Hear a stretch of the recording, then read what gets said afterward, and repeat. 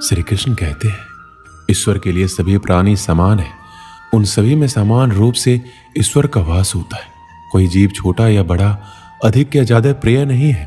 क्षण भर के सुख से जो खुश नहीं होता और अशुभ होने पर जो दुखी नहीं होता, वह व्यक्ति सच्चा ज्ञानी होता है। उसे ज्ञात होता है यहाँ सब कुछ क्षण भर के लिए होता है, भले ही वह सुख हो या दुख।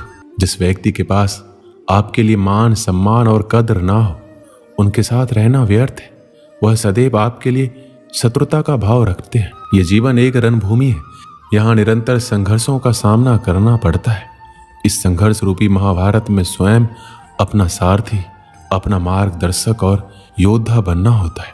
ये पृथ्वी नश्वर है, यहाँ सब कुछ गतिमान है। जिस प्रकार सुख दुख में जीवन आता जाता है, उसी प्रकार मृत्यु और जन्म यहाँ लगा रहता है। सांसारिक सुख क्षणिक होता है। जो सुख आज प्राप्त हो रहा है, वह सुख स्थायी नहीं है। यह सुख आपके साथ सर्वदा नहीं रहने वाला। आशाएं व्यक्ति को दुख के मार्ग पर ले जाती है। आशाएं बड़ी प्रबल होती है। आशा अनुरूप कार्य होने पर जहां खुशी मिलती है, वहीं आशा के विरुद्ध कार्य होने पर दुख का पहाड़ टूट जाता है। श्री कृष्ण कहते हैं, जीवन में कुछ कर दिखाना है। आकाश की वो सीमा छूनी है जिसे छूने के विषय में आप कभी सोच नहीं सकते। तो अपने भीतर से ये 3 गुण अर्जित कीजिए। पहला, अपने लक्ष्य को पाने की चाह, लगन। ये आपसे वो करवा सकता है जो आप कभी नहीं कर सकते। स्वप्न और लक्ष्य कितने समान लगते हैं। इन दोनों की व्यक्ति कल्पना करता है, इन दोनों को व्यक्ति पाना चाहता है, और ये दोनों पूर्ण हो तो व्यक्ति स्वयं को भाग्यशाली भी समझता है। दीपक जलाने का कार्य कितना सुखमय होता है। प्रकाश की ये लौ मानो भीतर जाकर मन में उल्लास भर देती है कि ये मैंने क्या कर दिया, मैंने इसे बुझा क्यों दिया, जबकि इसी से मैंने अन्य दियों को जलाया है। क्योंकि जब तक ये तीली अन्य बातियों को जला रही थी, तब तक ये जल रही थी, किंतु जब इसने ऐसा करना छोड़ दिया तो इसे स्वयं बुझना पड़ा। जीवन में इसी प्रकार प्रकाश देने का नाम है। जीवन में शुभ काम करोगे, परोपकार करोगे, किसी की सहायता करोगे तो जीवित रहोगे। और जिस दिन ये देना बंद कर दिया, श्वास लेने के पश्चात भी मृत समान होगी।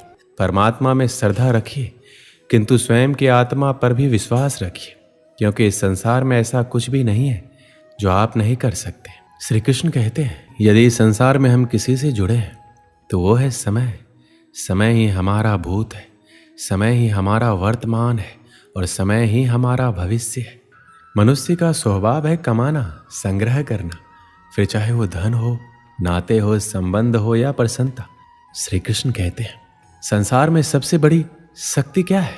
अब आप में से कुछ कहेंगे शस्त्र की, कोई कहेगा बुद्धि की, तो कोई कहेगा बल, किंतु ये सब अधूरे हैं। संसार में सबसे बड़ी शक्ति है मित्रता।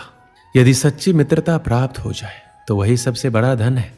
जब आप कठिनाइयों में होंगे तो मित्रता शस्त्र बनकर सहायता करेगी। मार्ग भटक जाओगे तो मित्रता शास्त्र बनकर आपका राह दिखाएगी। षड्यंत्र में फंस जाओगे तो बुद्धि बनकर बाहर निकालेगी। अकेले हो जाओगे तो ममता बनकर साथ निभाएगी। जब से मनुष्य जाति का अस्तित्व बना है, तभी से युद्ध भी अस्तित्व में आया। युद्ध जो कभी धन का द्वंद्व बन के सामने आता है, तो कभी सुरक्षा का हथियार बनकर। मन बड़ी ही विचित्र कृति है। ये मन शरीर के किस अंग में बसता है कोई नहीं जानता, किंतु संपूर्ण शरीर इस मन की इच्छा साकार करने के लिए प्रयास करता रहता है। जैसे एक बांसुरी की भांति, भीतर कुछ भी नहीं, ना राग है ना द्वेष, तब भी तार छेड़ने पर स्वर निकलता है। इसी प्रकार मन को भी भावनाओं से मुक्त रखना आवश्यक है। स्मरण रखिए, मन में कुछ भर कर जियोगे तो मन भर के जी नहीं पाओगे। कई बार जीवन में हमें इनकार का सामना करना पड़ता है। जाहिर है इनकार सुनना किसी को पसंद नहीं। इनकार से हमारी भावनाएं आहत हो जाती और उस समय हम सिर्फ अपनी भावनाओं के बारे में सोचते हैं। हम खुले मन से ये विचार नहीं करते कि इनकार करने वाले की कोई मजबूरी रही होगी या उसने हमारे भले के लिए इनकार किया होगा। हम उसे भला बुरा कहते हैं, दूसरों के सामने उसकी बुराई करते हैं। क्या एक ना भी हम सकारात्मक तरीके से नहीं ले सकते? अब से जब भी कोई ना कहे तो उसे दिल से ना लगाए, उसका बुरा ना माने। हो सकता है किसी की एक ना आपको बड़ी मुसीबत से बचा रही हो। दोस्तों, इस वीडियो में बस इतना ही।